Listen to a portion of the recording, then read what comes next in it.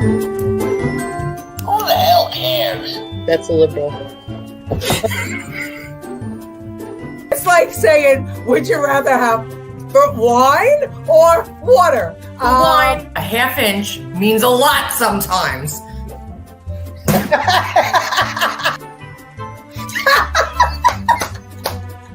Nobody likes to eat crow. Right. Now I'm starving. How much is the economy today? It's that much. This pumpkin latte sucked, and I want to speak to your manager. Objection, hearsay. Objection, leading. Objection, hearsay. Where is that woman when Biden speaks? Get out of here. His name is pronounced Joni. And that's the end of it.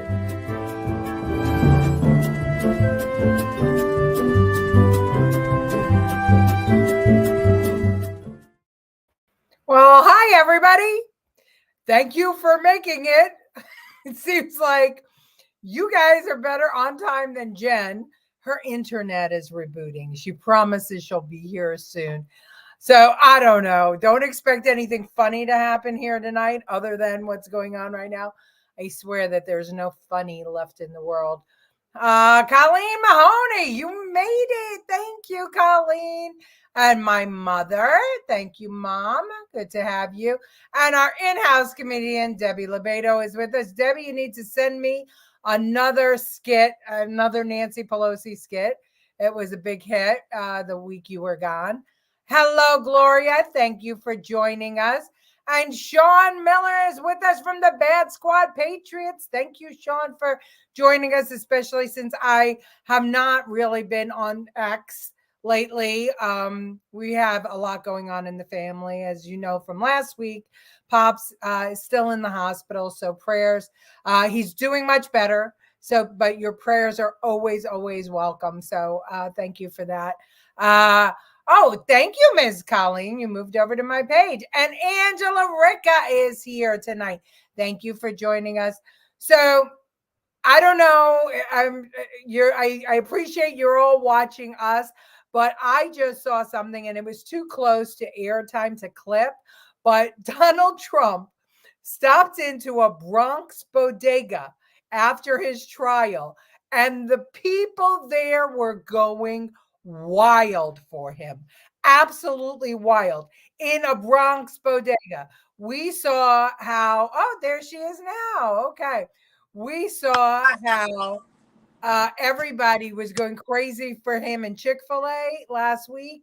Well, that Bronx bodega, you got to see if you can find it. I have Fox on in the background, so that's where I saw it.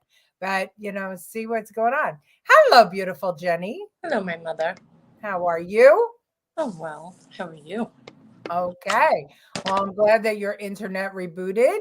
Thank you for the prayers, Angela. Hello, Andrew Dorman. Thank you for joining us tonight. And our OG, Lucille Chavone. Thank you for being here tonight, Lucille. Let's see. And Ralph Rubinik is with us. And yes. And Gina from South Carolina. We have her. Wow. We've got people from all the states. This is good. North and South. Jenny, how was your week? Oh, good. Great. I'm glad to see your usual bubbly self on the show. Oh, Yeah. Very What's hot. going on in New York? Hot. It's very hot. Yeah, it's hot here too. It was supposed to be 70s and it was actually 93. Yeah, How it's about 80. like- Oh, it's 80. Okay. Well, don't complain. It's spring and it's 80. It's good. Your grandmother says hello. Oh, my grandmother. How are you feeling? So our show today is called Cops and Bad Guys.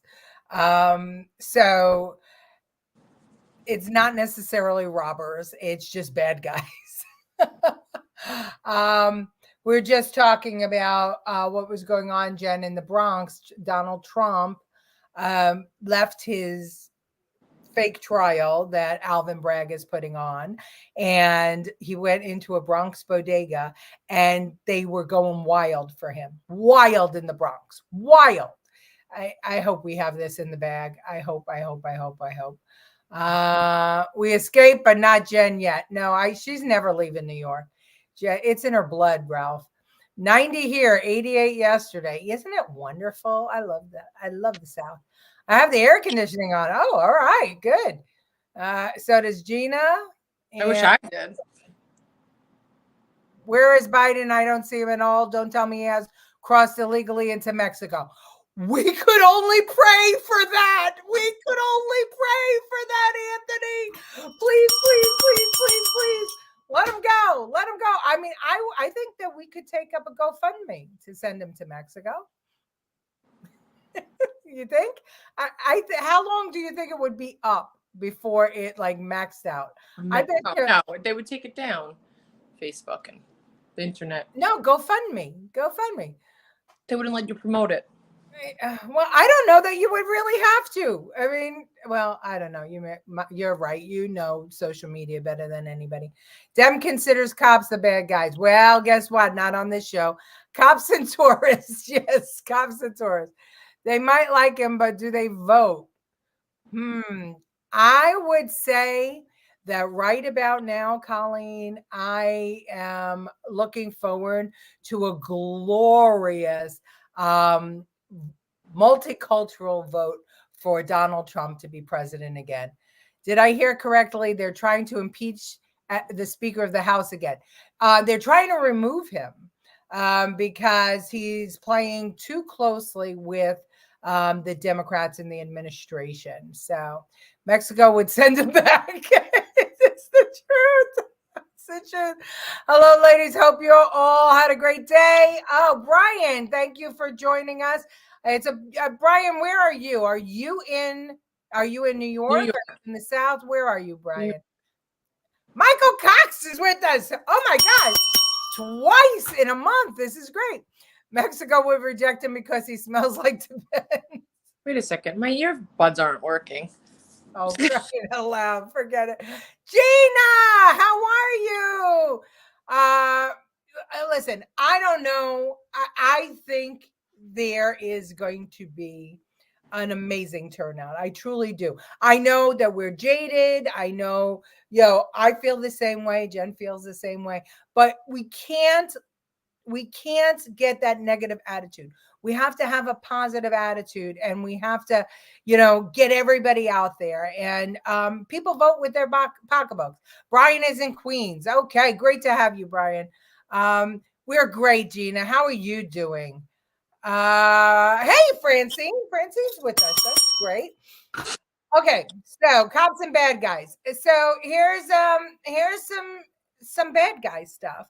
We saw what Iran did last week. For anybody that didn't, as you know, we try to go to the more liberal media to hear what they're saying about things. But watch this. This is from CBS. A major new escalation in the Middle East. Tonight, Iran launched an unprecedented attack on Israel. It involves dozens of drones launched from Iranian territory. A first. This is in retaliation for Israel's bombing of Iran's consulate in Syria earlier this month, which killed a number of senior leaders of Iran's Islamic Revolutionary Guard. Earlier today, Israel shut down all school activities in anticipation of an attack. The United States has been helping Israel tonight, shooting down some drones. There is significant concern that this could widen the ongoing Israel-Gaza war to more of the Middle East. President Biden returned to the White House earlier from Delaware. Can you talk about how much the U.S. played in deterring this attack? U.S. deterrence has been a factor here, and this attack was so well telegraphed by Iran. They said they would do something. They took a week to do it since that initial April 1st attack on Iranian generals in Syria. They viewed that as an attack on their sovereign territory, said they would respond, sending slow-moving drones, saying you're going to do something. All of that indicates, as they have said both publicly and privately, that they are not looking for conflict with the United States and are trying to calibrate a response. And there's been a flurry of diplomatic activity with U.S. passing written messages to Iran through intermediaries, having others call and urged Tehran not to escalate this further. So we know there are U.S. aircraft, as you mentioned, there are U.S. vessels in the region to try to also underscore that the United States stands by militarily its ally Israel here. But the U.S. is also advising Israel on what their response to this will be. And tonight we are continuing to hear from Iran through a tweet it sent through its United Nations mission. I want to share this with our viewers. They say that this matter can be deemed concluded. However, should the Israeli regime make another mistake, Iran's response will be considerably more severe. It is a conflict between Iran and the rogue Israeli regime from which the U.S. must stay away, in all caps. They're done because they shot down all of their drones, and Jordan got involved, and Saudi Arabia got involved, and they shot down everything too. They did. So they're done. I don't know if they're done yet, because remember, Biden released all that money. And they're moving towards a nuclear weapon. But did you hear in the beginning that she said that Biden came back from Delaware for this? But in the later part, she talked about how it was slow moving, that they telegraphed this, that they said that they were going to do it, that they warned they were going to do it. So what was Biden doing in Delaware? If he knew this was imminent, why was he in Delaware? What could be so important in Delaware? He opened up a gelato place in Delaware. Very good. Yeah, that's important. Jen's in Staten Island, Brian, and I am in South Carolina. So you're right. I guess by the conservative bent, you figured that out. Don't people know Iran has been attacking Israel since the revolution? Good evening to Beer Nut. How are you, Beer Nut? Well, I think that Biden is trying to play things both ways, and it is getting us deeper into trouble. It got us deep into trouble with the Ukraine war. I mean, billions upon billions of dollars spent over there, or almost $1 billion, right? I'm sorry, I don't want to overstate, but more than $1 billion over there. Now we're in this war with Israel, who is our ally, which we should be supporting them. But he on every turn is sending mixed signals all over the place. It's kind of crazy, absolutely crazy.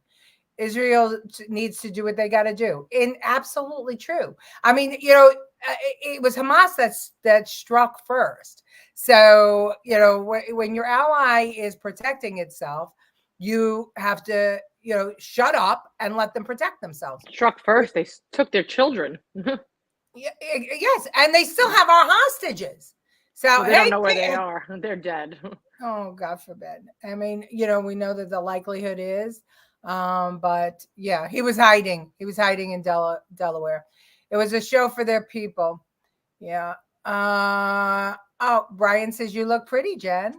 Thank you. Iran won't go further. Joe said don't. Yeah, Joe said don't, and they did. So what does Joe's don't mean? But they were very happy to warn us, right? Stay out. His body double is in Delaware. Oh, please. I mean, really, a body double? We can't have two of him. He can be a pedo in Delaware more easily. Yeah, absolutely. The South Kakalaki. World War III will be great, sending people that want to ban guns and don't know gender.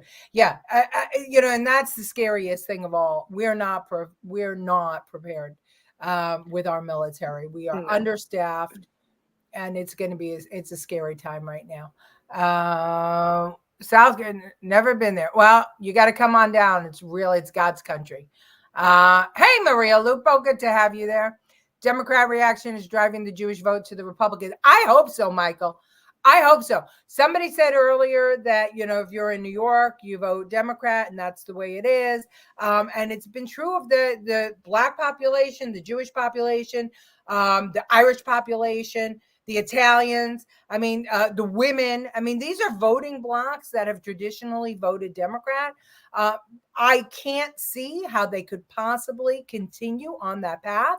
So either it's going to the Republicans or it's going to RFK. I can't see that it would go to Joe Biden, but crazier things have happened. So we just have to keep a positive attitude.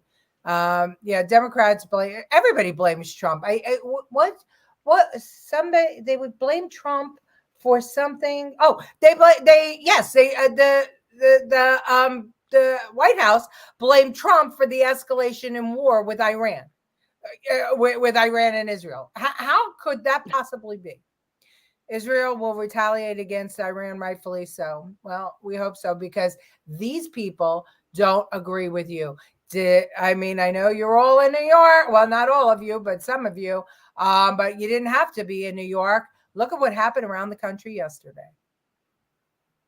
Anti-Israel protesters mobbing the streets and jamming traffic from California to New York, disrupting businesses and the daily lives of Americans coast to coast. Dozens have been arrested after these so-called activists blocked access to Chicago's International Airport, the 9th busiest airport in the world, and shutting down the Golden Gate Bridge in San Francisco. I gotta tell you, as I've watched these protests today, I was wondering, what happened to my country? Where do these people come from? Because I don't recognize this, and I think so many Americans don't recognize what's happening on the streets of America. I think it's shocking, and I want to be clear. I'm in favor of protests. I'm not in favor of shutting down roads and interstate commerce. And my big question is, when people are protesting this way and shutting down America, where's law enforcement? You saw what happened in Florida today. They made it very clear we're not putting up with this crap. And you're going to be arrested. You're going to be dragged off the street immediately. You can protest peacefully. I'm all in favor of protesting. But when you start shutting down and ruining people's lives and destroying where people need to go, I mean, you look at people at Chicago, for example, and they were saying there's many people, and you could hear them yelling on the videos that are posted online. I'm trying to get to a funeral.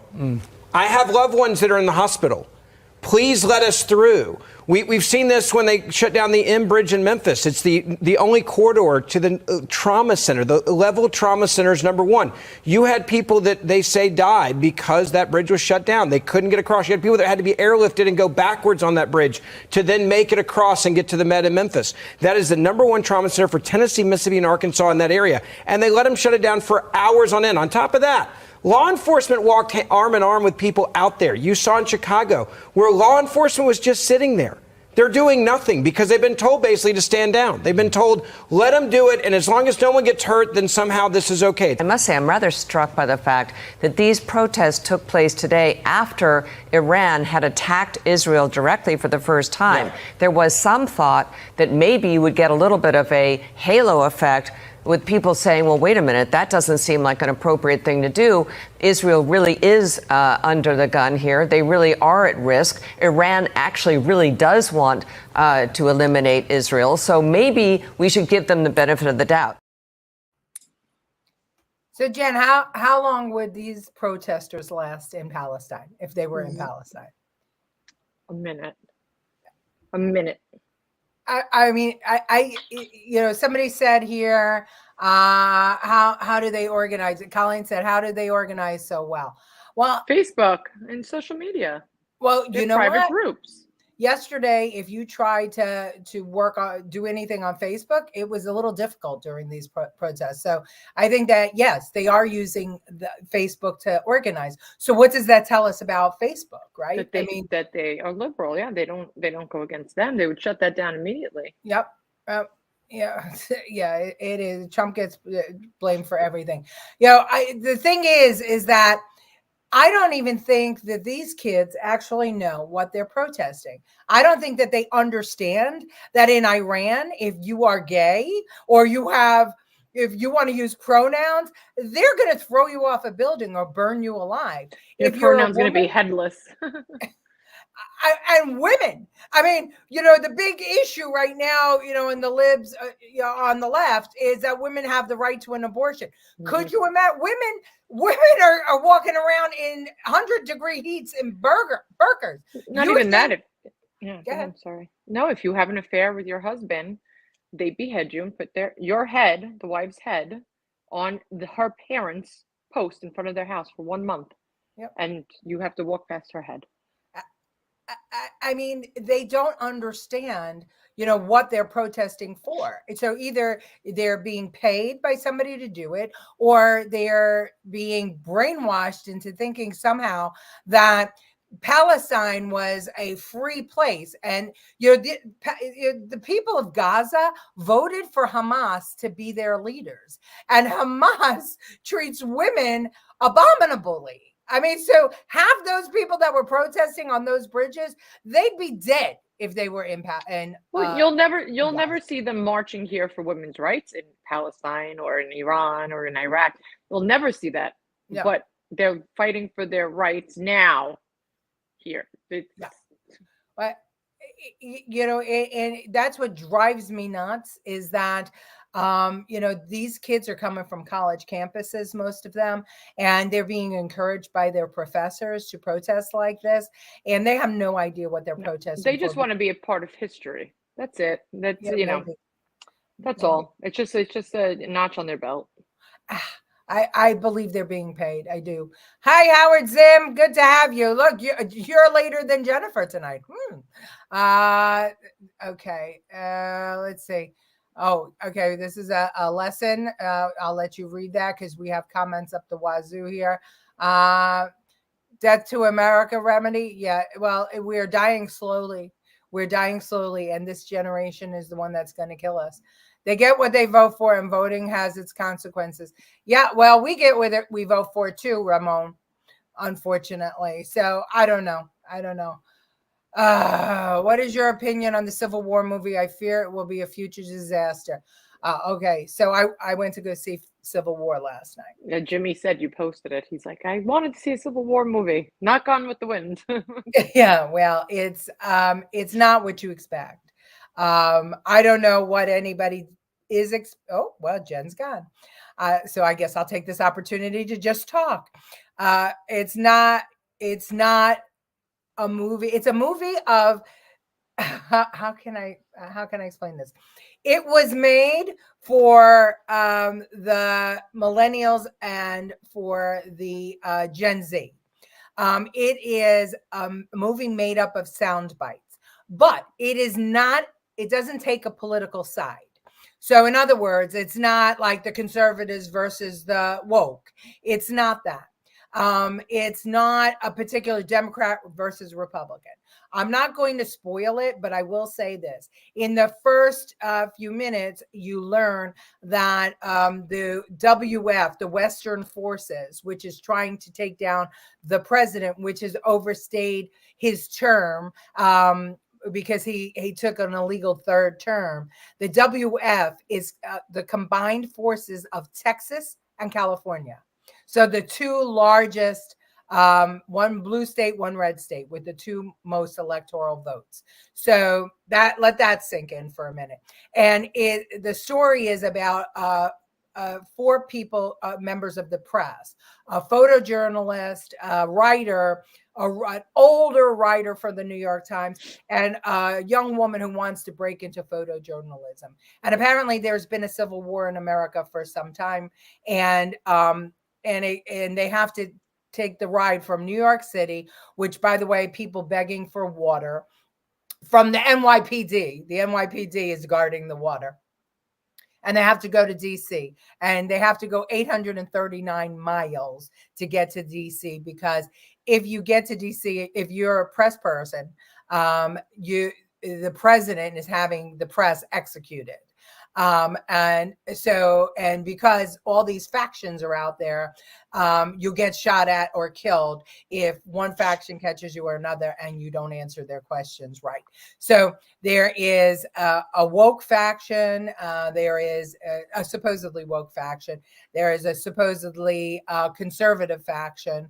And there's the WF, which is the combined forces of Texas and California. And then there's this president that has a wall around the White House, which you can't tell, is it Trump, Pelosi, right? Because it was Pelosi who put the wall around the Capitol. So it's a movie of symbolism. It doesn't dig deep. It just shows you what could happen in the Civil War, I guess. I'm not quite sure there was no message. It was just an opportunity to blow things up and to have a lot of blood and gore and do it on American soil. So that's what my opinion of that movie was. What I didn't mind going, because Dad and I spent $12 combined for tickets. I would not spend $20 in New York to see it. That's just what I'm saying. Where can you watch? You can watch it in the movies. It's in the movies, in movie theaters. I'm sure you can get it on YouTube. Not yet, but you will. They're shallow and superficial. They haven't spent 5 minutes researching who Hamas and Hezbollah are. Oh, yes. Okay. I know I'm really behind on comments. Okay. So somebody asked, where was law enforcement? Well, this all happened. These next clips happened in the last 6 days. Watch. We begin this afternoon with some breaking news in Montclair, New Jersey, where a police officer was shot. Newscopter 7 over the scene in Forest Street just a short time ago. You can see several evidence markers and crime spree tape around the house there. New Jersey reporter Anthony Johnson is live in Montclair with the breaking details. Anthony. Yeah, we started getting reports about this around 2:30 this afternoon. That's when we understand a police officer, a Montclair police officer, went up to a residence. He had an encounter with a person that lives inside of that residence, and then all of a sudden a shot was fired. We understand from inside the house, striking that police officer. Police did return fire at the time, so both the police officer and the person inside, they were both injured. We do understand that these are non-life-threatening injuries. Both of them were taken over to University Hospital in Newark. Once again, they are expected to make a full recovery. Oh, that was Montclair. The cops in Memphis weren't so lucky. In Memphis today, a police encounter with 2 teenagers ended in a hail of bullets. An officer was killed along with an 18-year-old suspect. And we are learning tonight that that teenager was recently released from jail. Here's CBS's Errol Barnett. 5 to 6 shots fired. This shootout began around 2 a.m. when Memphis police say officers responded to a call of a suspicious vehicle. As they were approaching the stationary vehicle with 2 teens inside, gunshots rang out from the vehicle. 3 officers were struck by gunfire. Tragically, one of our officers lost his life. Officer Joseph McKinney, with the department 3 years, was killed. A second officer was taken to an area hospital with non-life-threatening injuries, and a third was grazed by a bullet, treated at the scene. We have a family that's grieving now. We have a wife that's grieving now. Officials say both teenage suspects were shot during the gunfire, killing 18-year-old Jalen Lobley. In March, police say Lobley was arrested in a stolen vehicle and was armed with a semi-automatic weapon, altered to shoot like a machine gun. He was also charged at that time for 2 stolen vehicles and having a programming device commonly used to steal cars. The suspect was released at that time without bond. In the U.S., so far this year, 34 other officers have died in the line of duty, with 11 killed by gunfire. Memphis Mayor Paul Young. We know that we as a community have to do more to hold violent offenders accountable. Now, the local district attorney, that's Steve Mulroy, made clear today his office argued against releasing Lobley just last month because they already identified him as a high-risk offender. An investigation is underway, but it raises the painful question, Nora, if both of today's deaths could have been avoided. Of course they could have. I love the news. Once again, I mean, but to find, just so that you know, to find these clips, to find reporting on these officers shot, I had to go sometimes to the very, very, very local news to get it. I mean, it's not widely broadcast. It's crazy. Here's another one. And it's funny how the Dems. Go ahead. It's funny how the Dems go. The Dems are so against the banning guns, but they're letting everyone out that gets caught with guns out. So right, they want to ban guns, but right, exactly. It's just it makes no sense. Nonsensical. Contradiction. But then again, what are we seeing all over the country? Everything that's happening, we're seeing is nonsensical, and they're seeing they're seeing an open border where criminals are coming over with fentanyl and everything else, and and hiding out in America, criminals, rape, people who were guilty of rape and everything else. And in America, they want to do what they want to do, and they don't expect any consequences. And guess what? Nobody is getting any facing consequences, or very few. The only person that's going to trial on a lot of things is Donald Trump for paperwork. Mm-hmm.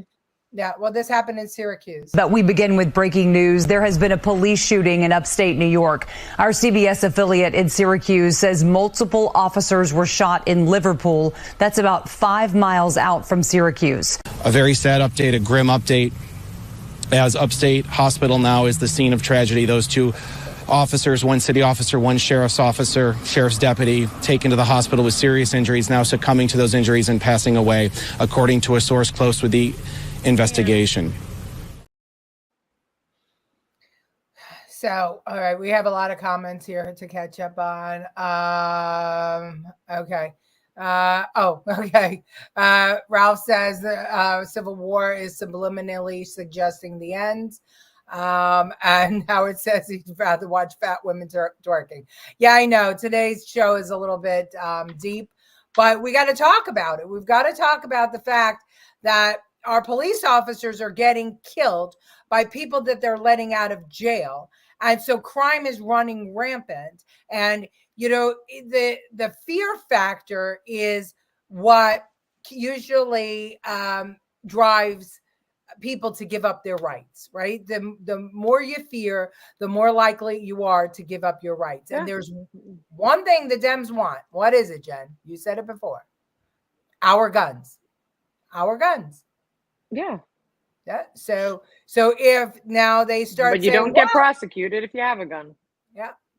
Well, if they let it go, the crime go rampant, and they let everybody start shooting everybody up, how long is it until crying mothers and senior citizens and and workaday people who are afraid to travel in their own communities because of gunfire say, that's right, put stronger gun restrictions, take all of our guns. And then when they do take your guns, then if you watch the movie Civil War, you could see the people with the guns, what they controlled, and the people without the guns, what they controlled.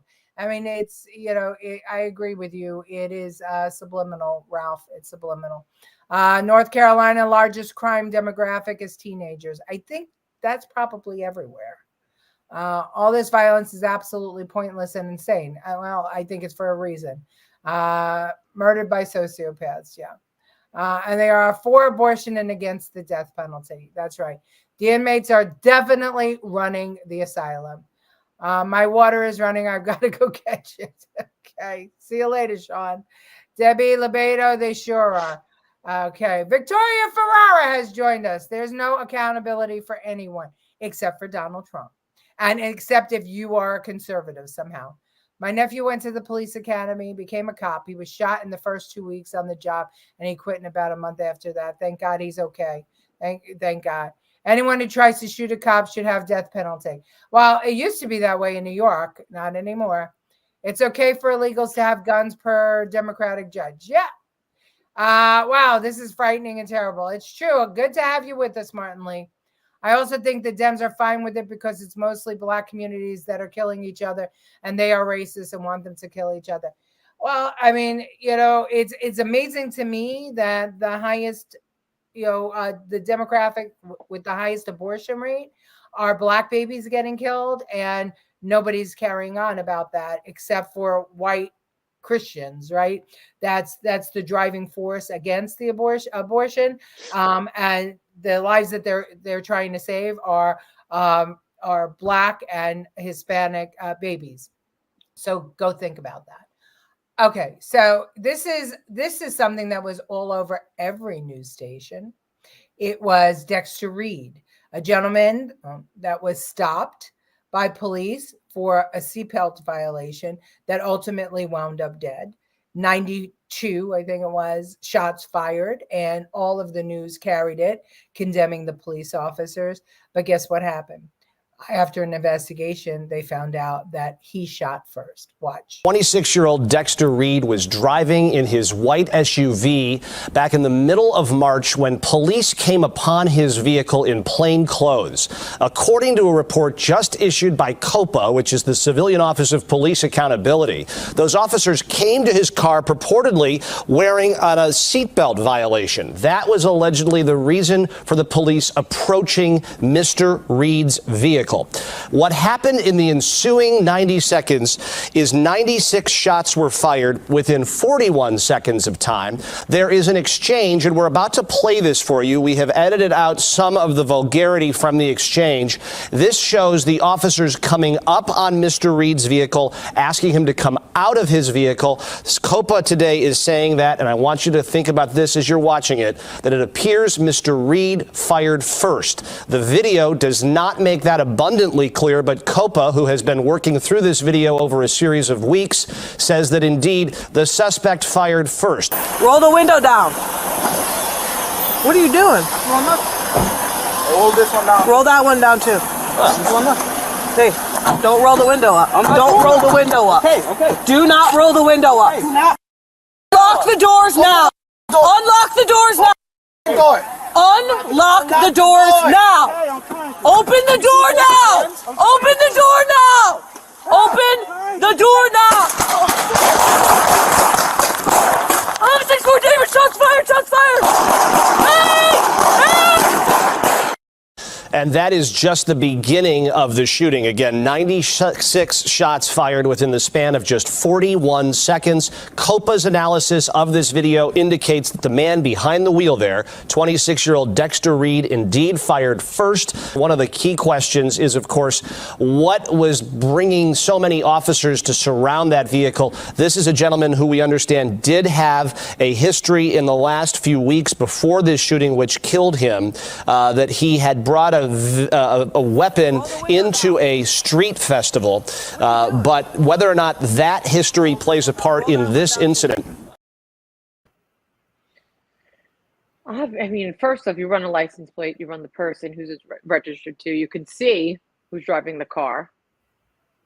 And obviously the cops ran, so the shots were fired first. You don't shoot and then run. But the thing that the nuance, and you're right about everything you just said, but the nuance here is that the actual killing of Dexter Reed was broadcast on every news channel, whether it was conservative or liberal or whatever. The fact that he shot first was only broadcast on the local CBS in Chicago. So if you didn't live in Chicago, you weren't hearing that Dexter Reed shot first. They never follow up, right? They were going to George Floyd this guy. And, and here, do you notice how it disappeared? Yeah, exactly. Disappeared. Just disappeared. Yes. So once again, it's our liberal media screwing with the heads of Americans. No, maybe Jen can run around in a superhero costume, but I could not. That would be a crime. Suicide by cop. Yeah, I don't know, Ralph. I don't know. I mean, the guy, brought a gun to a festival. Why would you do that? Democrats defund and disarm them. Yep. Why isn't there an outrage by chiefs of police that their men are being massacred? Because at the end of the day, cops work for mayors. And, we're seeing mayors of liberal mayors are the ones who are actually defunding police. I mean, I don't understand what the situation is. Don't they understand that if their citizens are unsafe, they're not going to get reelected? They're just not. There'll always be somebody else. And yes, it is an insane cycle that, especially of big cities, usually it's Democrats taking the place of Democrats. Like they booted out Lori Lightfoot, and then they replaced her with somebody that's 10 times more liberal than she is. So, I mean, we have to get our heads out of Kim Kardashian's ass and start researching. But this, the media doesn't help. And we'll have something. Katie Couric, I've got a clip from Katie Couric, actually a little later. talking about how the media has become biased.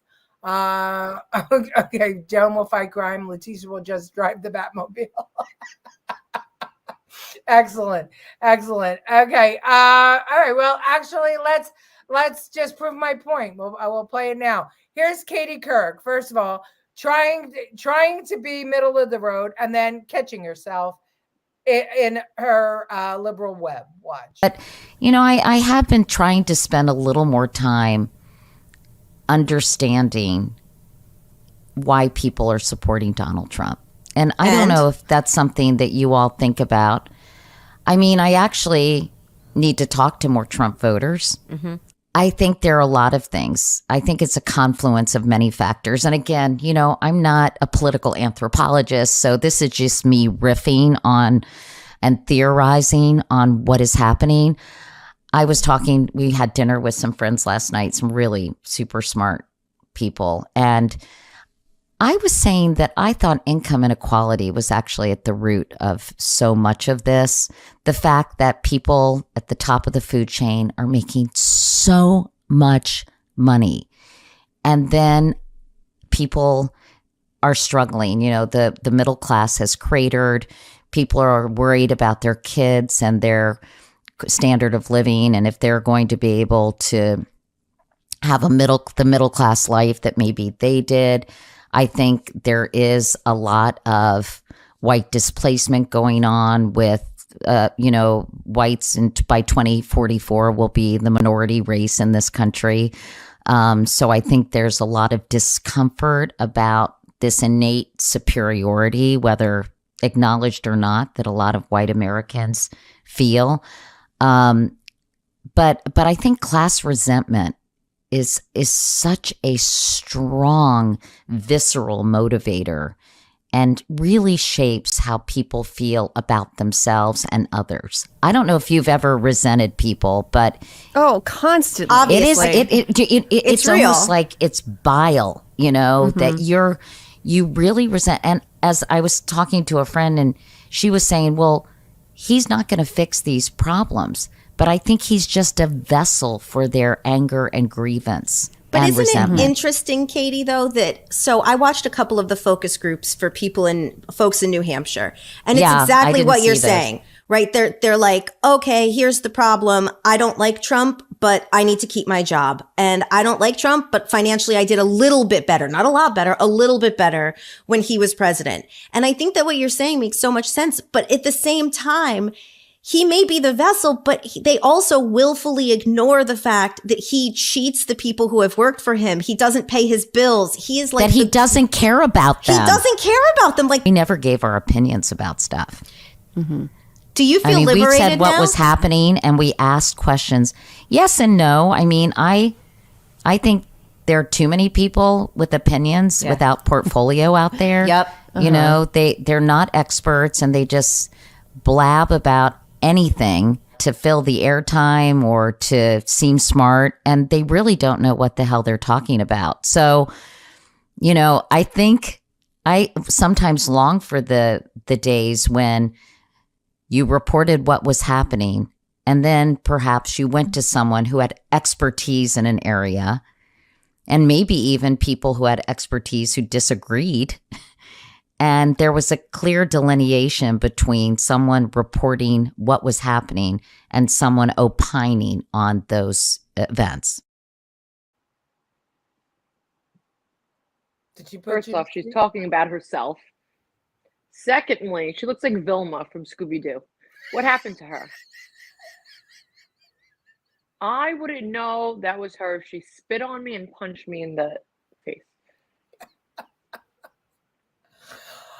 Well, oh my God.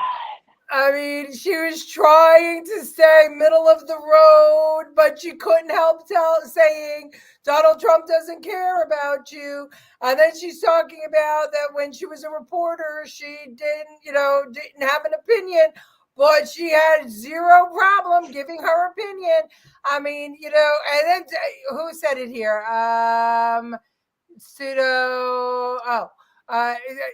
They are Whoopi Goldberg and Joy Behar intellectuals. Yeah, exactly. I find Democrat liberals who think they are smart are really pseudo-intellectuals, like George Takei. They sound like they're smart, but they make zero sense and are incapable of basic logic. And she just proved that. She proved your point, Howard Zinn. So you get bells for that. It's just absolutely disgraceful. And I loved when she said white displacement. The problem is white displacement. So people are getting angry. Oh, really? Well, 16% of Black people are now supporting Donald Trump, and 45% of Hispanics are going over to Donald Trump. So, and the Chinese, the Asian people, I'm not going to say Chinese, Asians are supporting Donald Trump. So I don't know about that white displacement theory, but she was in between the lines trying to say that Trump supporters are stupid, are poor, and are racist. Okay, Katie. We got it's so funny. It's so funny because all of the migrants that are coming in here are taking away money from all of the people in the impoverished neighborhoods. So they have nothing. So now they're all getting cut. Their food stamps are getting cut. Their welfare is getting cut. Their free schooling is getting cut. It's all getting cut so that we can support this influx of migrants that are coming into America in every state. So it's wonderful because now, none of us are white. We're not white. Everybody is a mixture of something. We're not Anglo-Saxon pilgrims anymore. Everyone is a mixture of European or, Africa, everybody. So now we're a melting pot, and now all these migrants from Venezuela are coming and taking all of our money, all of the senior citizens' money, the veterans' money, everything. So what do you think is going to happen? So that they can vote, there's not enough of them, but there's enough of us. Well, there's only going to be enough of us if we stop the flood right now. Okay. She was probably one of the kids rubbing Biden's leg hairs. Oh my gosh. They talk eloquently with zero substance. Exactly. Very simple. If you want a nation, because they went to college, so they all know English. Yeah, and they've all been indoctrinated. Okay, Vicky agrees with you. What's funny is conservatives tend to put Black and minority conservatives on a pedestal because we know how hard it is for them.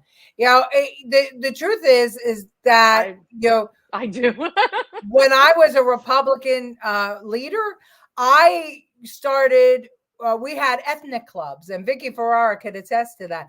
We had Russian, we had Asian, we had Black, we had Hispanic, and most of the people, the migrants from those countries where it was either socialist or communist or dictatorships, they wanted so much to have a smaller government with less control because they came from those countries and they remembered it.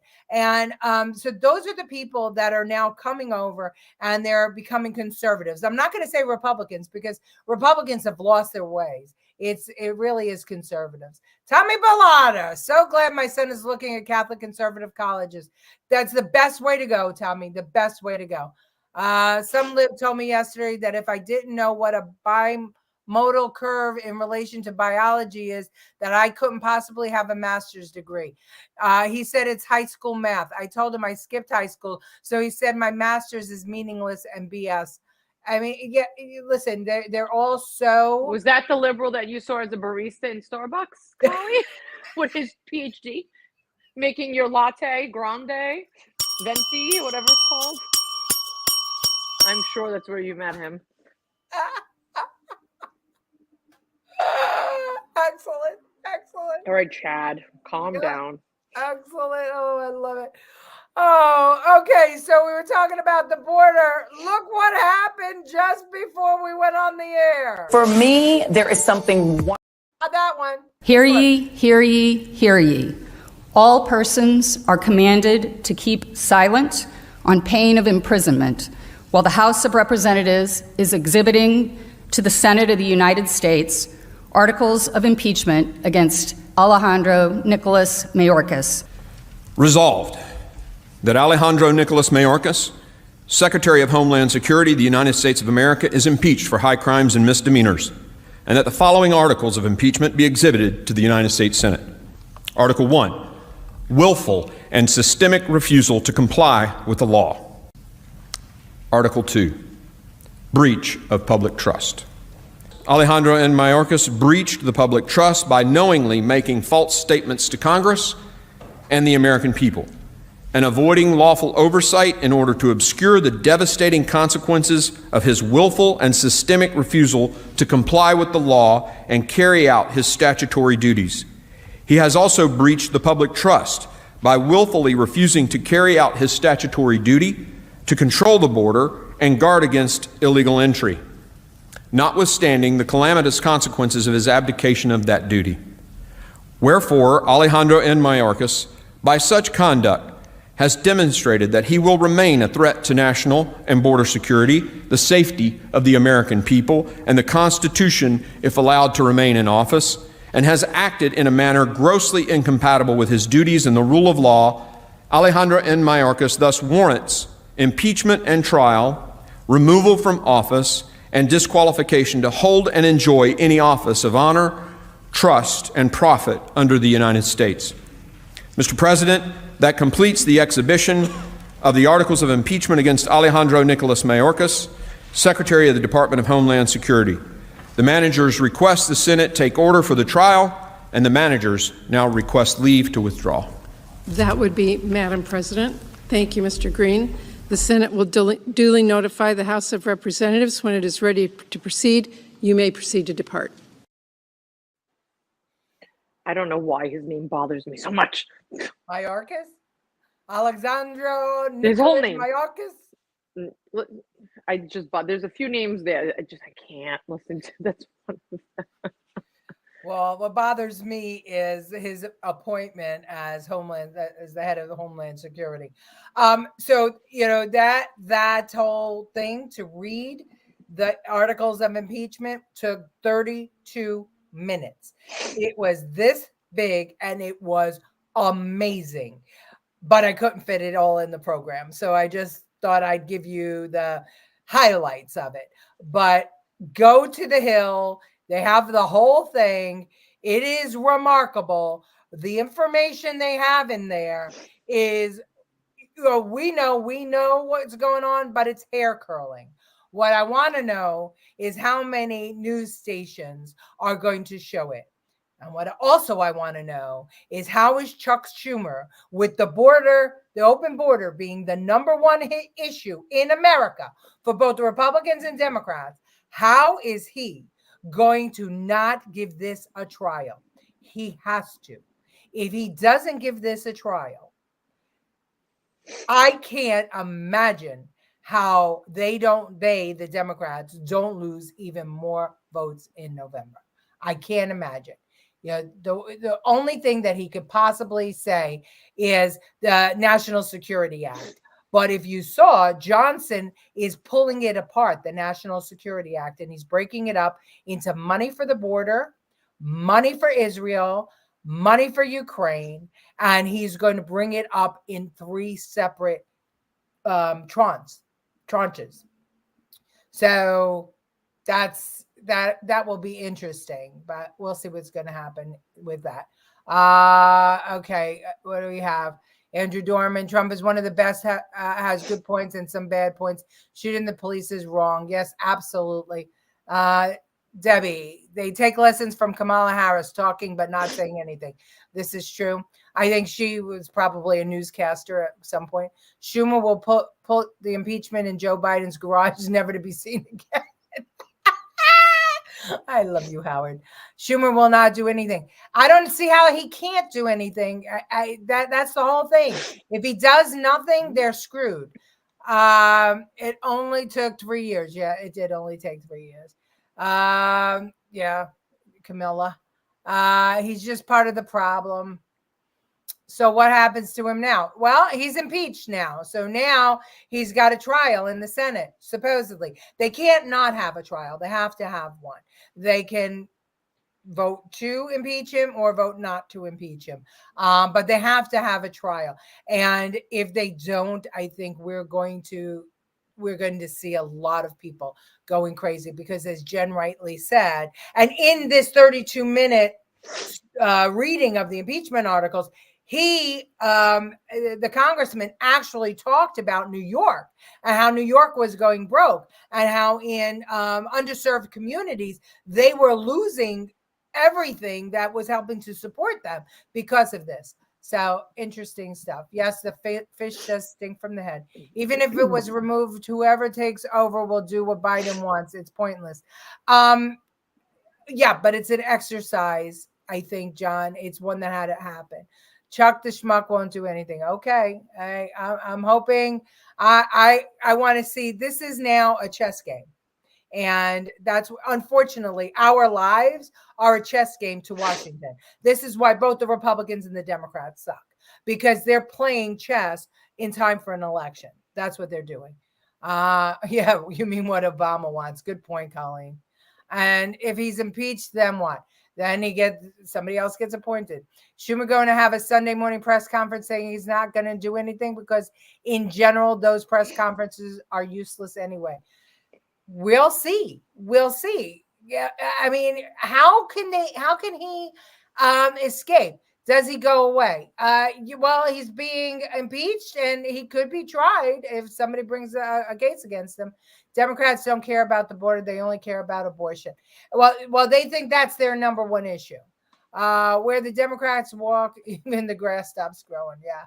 Okay, so quickly, here's Joy Reid talking about Trump's trial, which we know he was in Manhattan for. Just listen to what she has to say. It blows my mind. For me, there is something wonderfully poetic about the fact that despite the fact that even if convicted, he's not going to go to prison, the first person to actually criminally prosecute Donald Trump is a Black Harvard grad, the very kind of person that his former staff, the people who work for him, Stephen Miller, et cetera, want to never be at Harvard Law School. But he was. And he came out and graduated. He's prosecuting you, Donald. And a Black woman is doing that same exact thing in Georgia. And a Black woman forced you to pay a $175 million fine that's out now also in question because the people who put it up, that might not be legit. Donald Trump is being held to account by the very multicultural, multiracial democracy that he's trying to dismantle. And for me, there's something poetic and actually wonderful about that. It says something good about our country that we're still capable of having that happen. Go DEI. My DEIs are bringing it home on today. So she never, first off, he's married to an immigrant. That's first off. That's first off. And they always forget that he was the first person to let trans into the Miss America pageant. All this stuff, all Black friends. What does it have to do about color, though? That's zero. Well, the libs want to keep. If the whitest of white prosecuted him, he'd be pissed. But that it just goes to show you what we've been talking about, right? That why is it that all of the people prosecuting him are Black? Because the Dems are orchestrating this to try and make it harder or try and bring out the racism in Trump. I mean, she said that he's a racist, but we know that not to be true. So, but they're going along with that narrative. But to say, when all of these cases fail, so it's going to be these Black prosecutors that are going to be on the face of the failures. I mean, and that is what is, this is the craziness of the libs. They don't realize, or they do realize it, but people like George backfiring. It's backfiring. It's absolutely backfiring. Well, here's a whiter than white Lawrence on MSNBC talking about the Trump trial. The guy, he's going to get a fair election in New York. He's not allowed to say anything, but all these newscasters are. Watch. Well, Civil War was #1 at the box office this weekend. And we proved once again today that the only place we're ever going to have a civil war is on the screens in the movie theaters where that film is playing. Donald Trump would love to have a civil war of sorts over the criminal prosecution that he's facing now in Manhattan. He would probably love to have what he would call, his term, a bloodbath, or something like what we saw on January 6th, an uprising. that could shut down the courthouse, stop the proceedings maybe. But once again today, as I just said, Donald Trump got nothing. And he knew he was going to get nothing from his supporters, which is why he didn't make the public mistake of summoning them to Manhattan to gather outside the courthouse, a mistake that he did make 1 year ago when he was arraigned at that same courthouse, and no one showed up to try to block that proceeding the way they tried to block the certification of Joe Biden's Electoral College win on January 6th. A year ago, April 4th, 2023, Donald Trump pleaded not guilty in that courthouse, and he pleaded with his followers to be there. But I walked down to the courthouse to see the crowd that gathered to support Donald Trump. It was a smaller crowd than I expected. I expected a small crowd. It was still smaller than that. The news media far outnumbered the Trump protesters then, all of whom were well behaved. Because his crowd was working. His supporters were at work. Did you see that picture? There was no crowd. There was hundreds of people there. Tens of tens. There were hundreds of jobs. Well, they all have jobs, but there was still a big crowd of people. That reminds me of that CNN reporter that was standing in front of the George Floyd protest when the buildings were blowing up and in flames, saying it's a peaceful protest. He showed that picture. I'm sorry. Is it just me? They look like there were plenty of people there to me. I don't know. He wanted it to look like January 6th. Yeah, well, of course, they had to toss that in.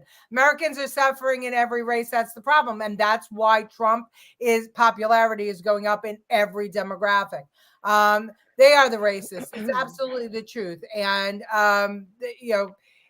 people need to start talking about it. Pandering to the uneducated, 100% they are. The people cannot coerce to focus on abortion all the time. You're right about that.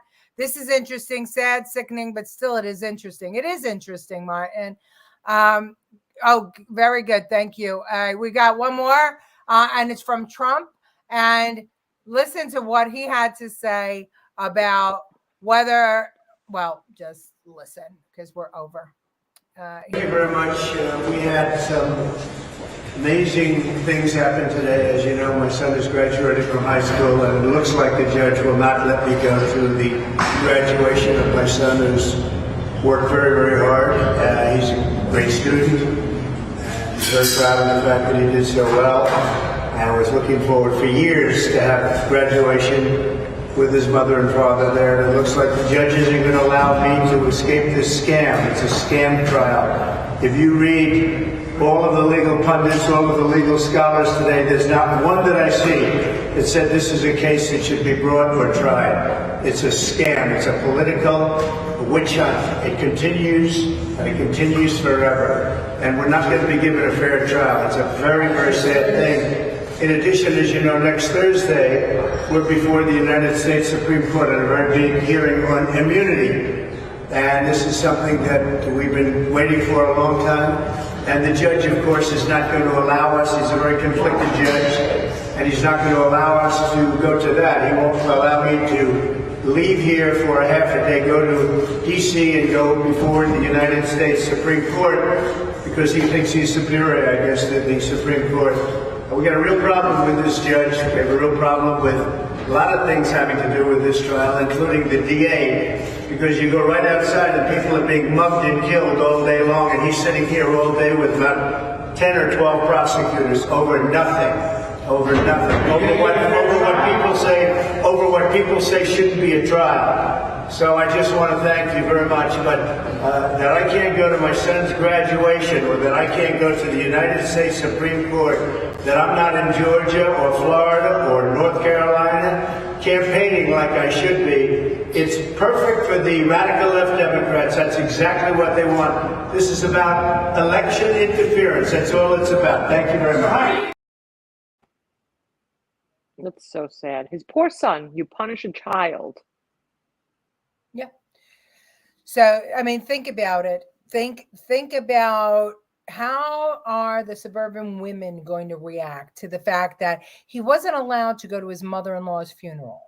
He wasn't allowed to go to his son's graduation. These are the things that start to tug at people's souls, because all of us crazy Trump people understand that if they can do this to Trump, what can they do to us? And it's starting to sink in, and that's why we're seeing Trump's numbers go up. Yeah. Okay. So Jen, you got last words? No, you know I don't. Yeah. Debbie says he should go to the graduation and get arrested. It would be a sure win for him. It's very sad indeed. A child. Have you seen how big Trump's child is? Well, he's still 18 years old. My son's 6'2". He's still. It doesn't matter. He's 18 years old. I mean, nowadays children are, they're considered children until they're 26. So, well, they're all considered children always, but still, most parents are supporting. It's a memorable thing. It's a milestone in your life that you remember forever. Yeah. Well, hi, Louis Gregorio. Good to see you. Hope your daughter is well, and you are welcome. We fight for you every chance we get. Our whole idea here is to try and bring information to you. Please remember to go to our YouTube page and to like and subscribe. Jen keeps saying that I'm just talking to myself. Well, I just subscribed last week. Yeah. Thanks for that, Jen. Good plug. And I saw Howard Zim subscribed as well.